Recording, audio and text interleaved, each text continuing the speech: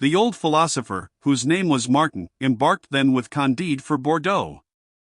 They had both seen and suffered a great deal, and if the vessel had sailed from Suriname to Japan, by the Cape of Good Hope, the subject of moral and natural evil would have enabled them to entertain one another during the whole voyage.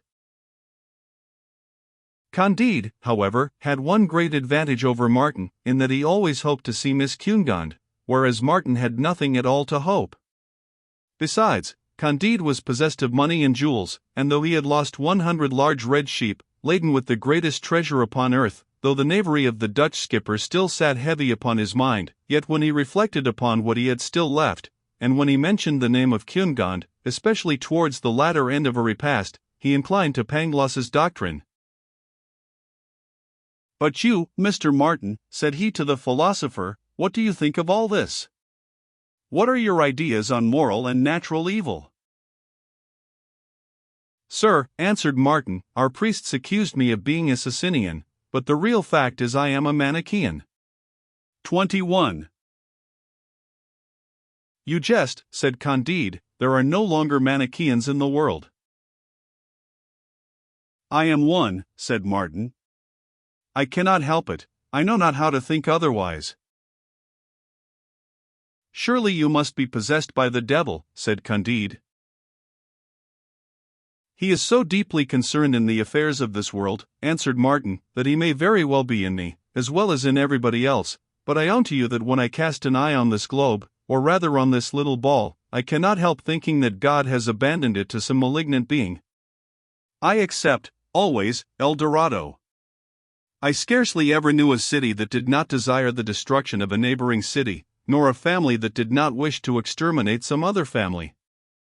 Everywhere the weak execrate the powerful, before whom they cringe, and the powerful beat them like sheep whose wool and flesh they sell. 1,000,000 regimented assassins, from one extremity of Europe to the other, get their bread by discipline, depredation and murder, for want of more honest employment. Even in those cities which seem to enjoy peace, and where the arts flourish, the inhabitants are devoured by more envy, care, and uneasiness than are experienced by a besieged town. Secret griefs are more cruel than public calamities. In a word, I have seen so much, and experienced so much that I am a Manichaean." "There are, however, some things good," said Candide. "That may be," said Martin, "but I know them not."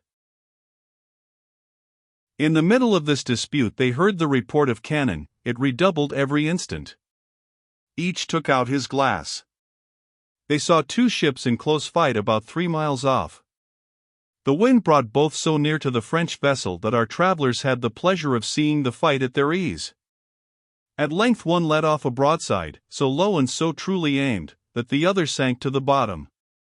Candide and Martin could plainly perceive 100 men on the deck of the sinking vessel. They raised their hands to heaven and uttered terrible outcries, and the next moment were swallowed up by the sea.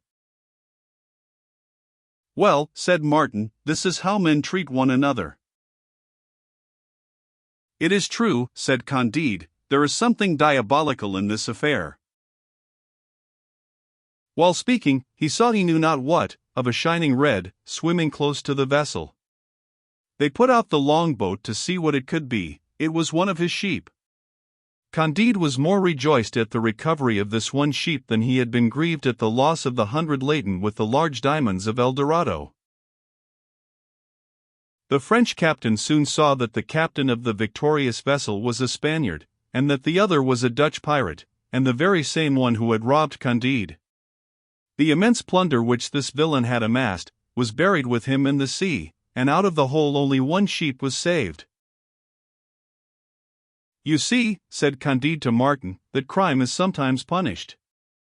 This rogue of a Dutch skipper has met with the fate he deserved." "Yes," said Martin, "but why should the passengers be doomed also to destruction? God has punished the knave, and the devil has drowned the rest." The French and Spanish ships continued their course, and Candide continued his conversation with Martin. They disputed 15 successive days, and on the last of those 15 days, they were as far advanced as on the first. But, however, they chatted, they communicated ideas, they consoled each other. Candide caressed his sheep. Since I have found thee again, said he, I may likewise chance to find my Cundinde.